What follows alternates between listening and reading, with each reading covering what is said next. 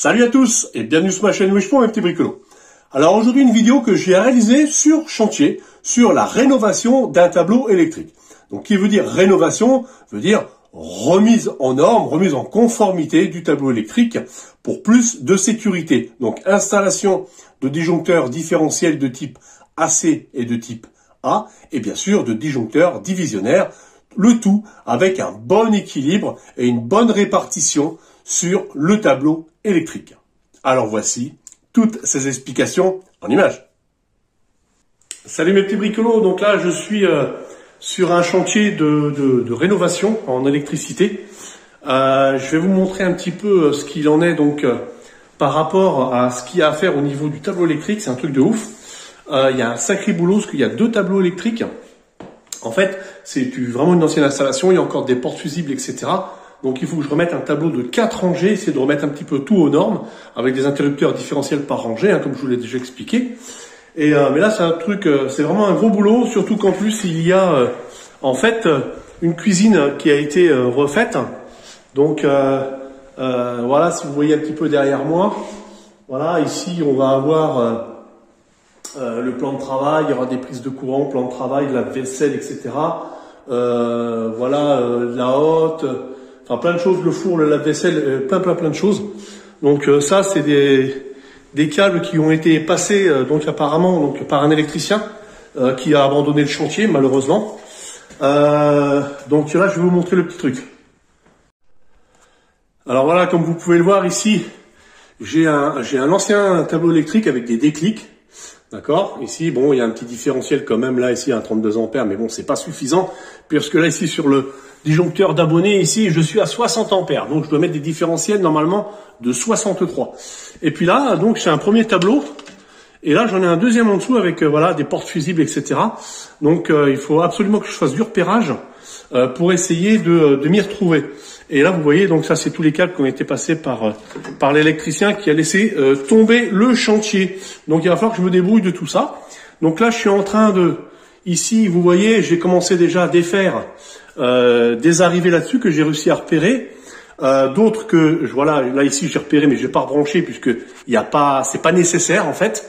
Mais par contre, ici, j'ai branché des fils provisoires avec un disjoncteur, vous voyez, pour pouvoir alimenter le frigo, le congélateur, enfin des choses comme ça, au fur et à mesure que je suis en train de découvrir. Donc, je réalimente provisoirement tout ce qui est important. Bon, l'éclairage, etc. Pour l'instant, c'est pas trop grave. Les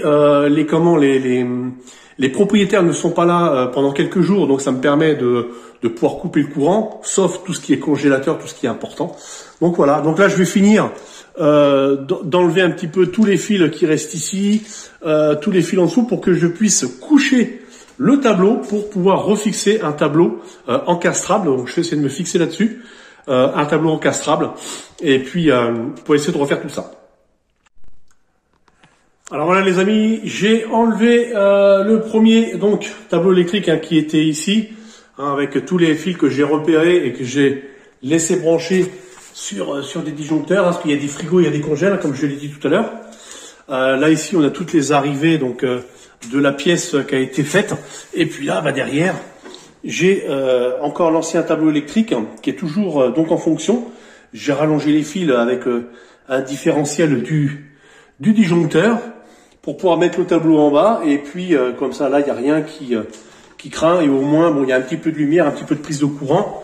Voilà, donc là maintenant ici, ce qu'on va faire, je vais couper ce petit lito pour pouvoir renforcer là sur le dessous, mettre une plaque de placo pour pouvoir encastrer donc mon tableau électrique qui va venir ici à cet endroit-là, donc encastré dans du placo. Donc je vais pouvoir passer mes fils derrière, etc. Donc voilà, ici la préparation est terminée. J'ai coupé le petit lito qu'il y avait ici, enfin le chevron qu'il y avait. J'ai renforcé par des rails pour que ça puisse quand même être costaud. Et puis ici, pareil, j'en ai mis deux parce que ma plaque de placo va s'arrêter ici.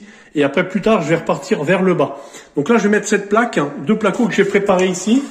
Alors, je vais préparer un trou. Alors, pourquoi? Parce que le tableau, je ne l'ai pas. Mon fournisseur s'est trompé.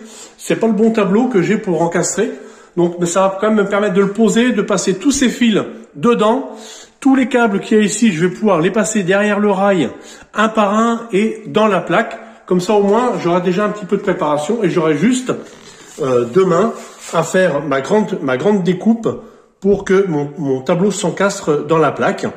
Et puis comme ça, on pourra commencer à raccorder un petit peu tout ce qui traîne là autour. Et puis après, on s'occupera du tableau du bas. Il faudra rallonger les fils.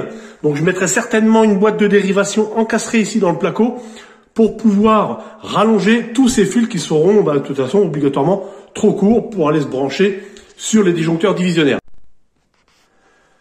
Alors voilà mes petits bricolos, j'ai mis ma petite feuille de placo, nickel. J'ai fait un trou provisoirement en attendant le tableau électrique demain matin.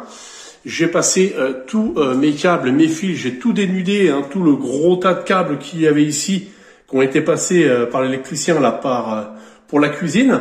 Ok, en même temps j'en ai profité donc pour mettre un petit bout de placo aussi ici, pour mettre ma boîte de dérivation encastrée, parce que je vais mettre tous ces départs là, comme ils sont trop courts, je vais les mettre dans la boîte de dérivation avec des connecteurs rapides, avec des Wago. Je vais essayer de faire quelque chose de bien propre, vous verrez, je vais vous montrer ça. Et donc je vais repartir de cette boîte pour aller au tableau électrique sous les disjoncteurs divisionnaires. Donc là je me suis laissé un petit trou, ça c'est tout à fait normal, pour pouvoir passer mes fils, histoire que je puisse mettre la main.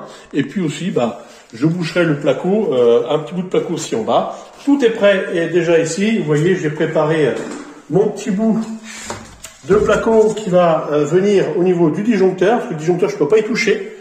D'accord. Et puis j'ai mon petit morceau aussi ici pour la partie basse du placard. Donc voilà, écoutez, pour aujourd'hui, je pense que c'est pas mal. Je me suis pas trop mal débrouillé. Je vais ranger un petit peu tout le petit bazar. Un chantier toujours propre et nickel, les outils rangés. Et puis on verra demain matin, donc pour faire le trou du tableau électrique, commencer à installer tout le matériel que j'ai ici. J'ai tout préparé, il y a tous les disjoncteurs. Ici on a les différentiels 63 ampères donc en type AC. J'en ai 3 en type AC, j'en ai un en type A, et tous les disjoncteurs divisionnaires avec des télérupteurs, avec aussi de la minuterie, parce que j'avais une minuterie sur l'ancien tableau, et puis j'ai pris les rails spéciales pour se prendre directement sur les différentiels pour faire les alimentations. Voilà donc la suite. Et demain on rattaque pour encore une très grosse journée pour essayer de terminer dans les temps.